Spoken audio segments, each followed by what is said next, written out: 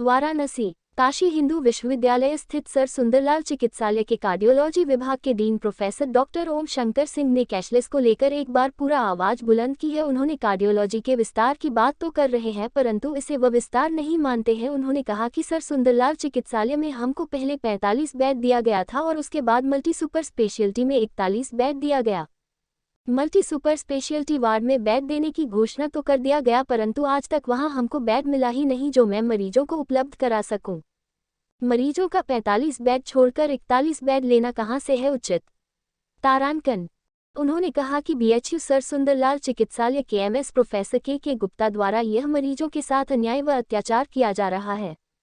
गरीब मरीजों के साथ उनका यह व्यवहार बहुत ही निंदनीय है। वो गरीब मरीजों का हक छीन रहे हैं। मल्टी सुपर स्पेशलिटी वार्ड में जो कार्डियोलॉजी विभाग बनाया गया था उस पर लंबे संघर्ष के बाद भी मेडिकल सुपरिटेंडेंट द्वारा डिजिटल ताला जड़ दिया गया है। जब हमने इस संबंध में उनसे पत्राचार किया तो उनका कहना है कि बीएचयू सर सुंदरलाल चिकित्सालय का 45 बेड छोड़ दिया जाए तब वह मल्टी सुपर स्पेशलिटी वार्ड का 41 बेड देंगे। उन्होंने इस पर सवाल खड़ा करते हुए कहा कि यह कहां से उचित है कि 45 बेड छोड़कर 41 बेड लिया जाए। ये तो मरीजों के साथ अन्याय होगा। सड़क पर उतरने की कही बात। वार्ता के दौरान उन्होंने कहा कि अगर हमें मल्टी सुपर स्पेशलिटी वार्ड का 41 बेड मरीजों के लिए नहीं मिला तो हम सड़क पर भी उतरने का काम करेंगे परंतु मरीजों का हक दिलवा कर ही रहेंगे। बेड है खाली परंतु लगा रखा है डिजिटल ताला। बेड खाली होते हुए भी 41 मरीजों को बेड नहीं मिल रहा है क्योंकि एमएस डॉक्टर के गुप्ता ने डिजिटल ताला लगा रखा है। पहले भी कैथ लैब पर अमानवीय ताला लगाया था। हृदय रोगियों की साजिशन हत्या के लिए डॉक्टर के गुप्ता द्वारा किया जा रहा है।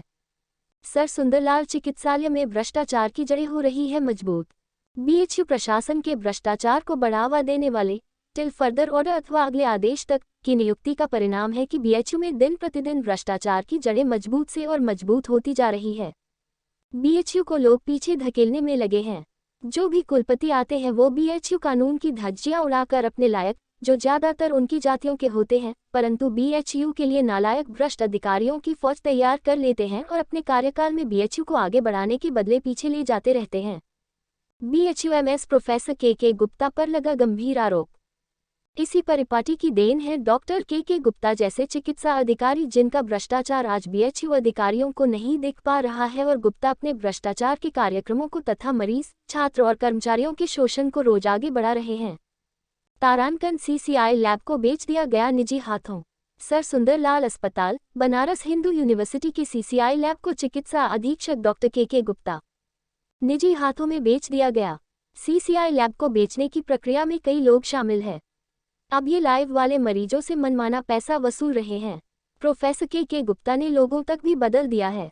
निजी कंपनी पीओसीटी संग मिलकर बीएचयू रिपोर्ट से बीएचयू का लोगो सरस्वती जी गायब करके अलग तरह का लोगो लगवा दिया है। उन्होंने आगे कहा कि लोगो हटा देना कहां तक उचित है।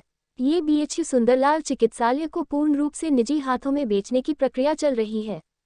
सर अपना परिचय दीजिए। मैं डॉक्टर ओम शंकर हूँ, हृदय रोग विभाग बनारस हिंदू यूनिवर्सिटी के विभाग अध्यक्ष। सर आप एक लंबी लड़ाई लड़े हैं और कुछ जो है यहाँ पे अभी एक ऐसा है जो आपके अंडर में है उस पर ताला जड़ दिया गया और मरीजों को उससे आज भी क्या करना कि मतलब वो सुविधाएं नहीं मिल पा रही ताला बनवाने की। तो क्या लग रहा कि कब तक ये जो है हल हो जाएगा या क्या उस पर रिस्पांस मिल रहा है? देखिए बड़ा ही अजीबोगरीब कंडीशन है।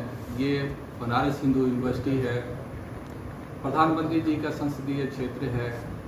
प्रधानमंत्री जी खुद न सिर्फ यहाँ के सांसद हैं बल्कि पूरे देश के एक मजबूत प्रधानमंत्री हैं और उनके अपने ही संसदीय क्षेत्र में यहाँ के हृदय विभाग में 41 बेड जो कि प्रधानमंत्री महोदय जी ने बढ़ाने के लिए विस्तार के रूप में हृदय विभाग को दिया था, उसको यहाँ के जो भ्रष्टाचार में संलिप्त एक मेडिकल सुपरिटेंडेंट हैं जिसका नाम है प्रोफेसर के गुप्ता जी, उन्होंने जबरन इस पर डिजिटल लॉक लगाकर 41 बेड को पिछले 1 साल से ज़्यादा समय से बंद कर रखा है। 1 साल में लगभग 16,000 से ज़्यादा मरीजों को बनारस हिंदू यूनिवर्सिटी में हम लोगों ने, जो कि हृदय के गंभीर बीमारी से पीड़ित थे, यह कहकर लौटा दिया है कि हमारे पास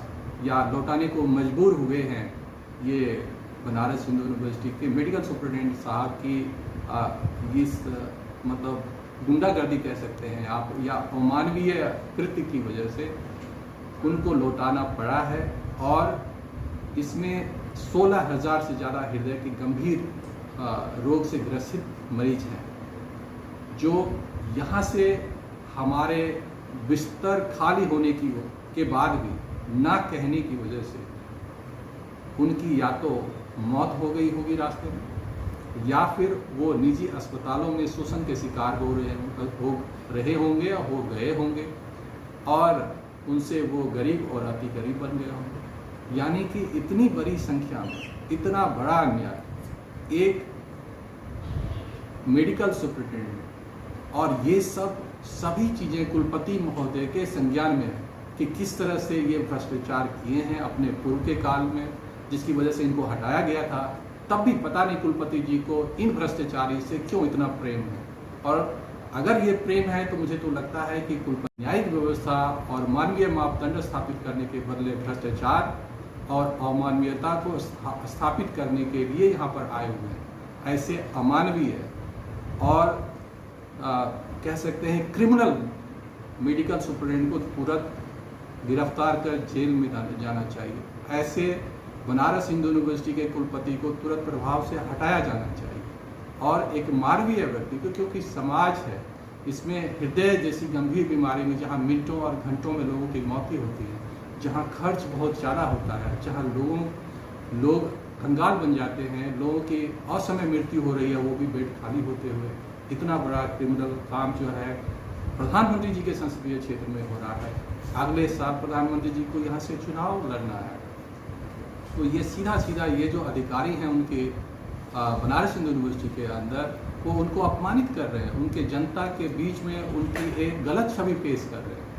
और मुझे लगता है कि प्रधानमंत्री जी को सीधे तौर पर इसमें हस्तक्षेप करना चाहिए और इन दोनों के ऊपर गंभीर से गंभीर धाराओं में कार्रवाई की जानी चाहिए, चिकित्सा अधीक्षक महोदय के प्रति के विरुद्ध और कुलपति बनारस हिंदू यूनिवर्सिटी जैन साहब के विरुद्ध। हाँ सर, इसमें क्या लग रहा है अभी तक जो आप लंबी लड़ाई लड़े हैं और आवाज़ बुलंद करते रहे इनके खिलाफ, तो क्या लग रहा है कि आगामी दिनों में क्या इन लोगों से रिस्पांस मिलने वाला है या क्या किस तरह से इन लोगों से जो है? देखिए क्या है कि हमारा काम है, हमने दोनों तरीके से, मैंने आम जनता को भी इस अपनी जो समस्याएं हैं जो आम जनता को आज यहाँ आने के बाद फेस करना पड़ रहा है, उसके जो जिम्मेदार लोग हैं, तो आम जनता को भी इसके बारे में मैं बार बार समय समय पर आगाह करता है हूँ कि आपके साथ अन्याय और अत्याचार बनारस हिंदू यूनिवर्सिटी के कुलपति महोदय यहाँ के मेडिकल सुपरिटेंडेंट के साथ मिलकर कर रहे हैं, जो बहुत ही घोर और अमानवीय कुकृत्य है।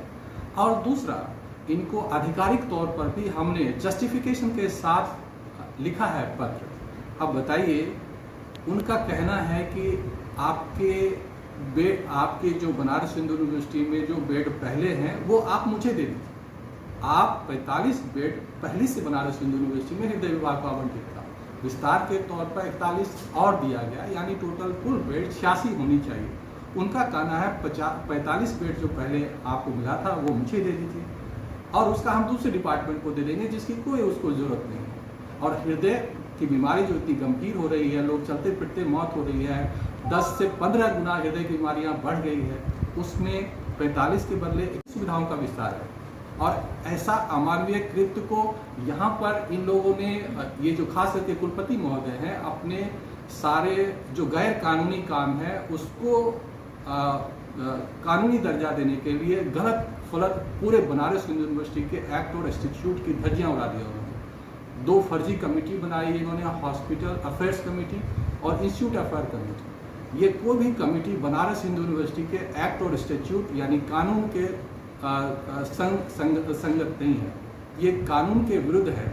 इसमें बनारस हिंदू यूनिवर्सिटी में कैसे चलेगी बनारस हिंदू यूनिवर्सिटी, इसको चलाने के लिए नियम कायदे कानून जो है पार्लियामेंट, अपर और लोअर हाउस यानी राज्यसभा और लोकसभा में निर्धारित होते हैं। और कोई भी कानून वहाँ से इतने दूर से कुलपति महोदय हैं, अभी तक उन्होंने एग्जीक्यूटिव काउंसिल नहीं बनाया है, विकास को अवरुद्ध कर दिया है, गलत तरीके से लोगों को गुजरात से ले आकर अलग अलग विभागों में बैठा रहे हैं और उनका काम सिर्फ भ्रष्टाचार को बढ़ावा देना है, भ्रष्टाचारियों को संरक्षित करना है और महामना के बगिया को मेडिकल सुपरिटेंडेंट जैसे चिकित्सा अधीक्षक जो है ऐसे भ्रष्ट व्यक्तियों को बिठाकर बिछवाना है। अभी देखिए, हाल ही में आपने देखा होगा कि जांच जो सुविधाएं यहाँ पर कम रेट में उपलब्ध थी, अब उसको धीरे धीरे एक कंपनी है उनके मित्र POCT उनको बेच दिया है। यानी कि बनारस हिंदू यूनिवर्सिटी को टुकड़ों टुकड़ों में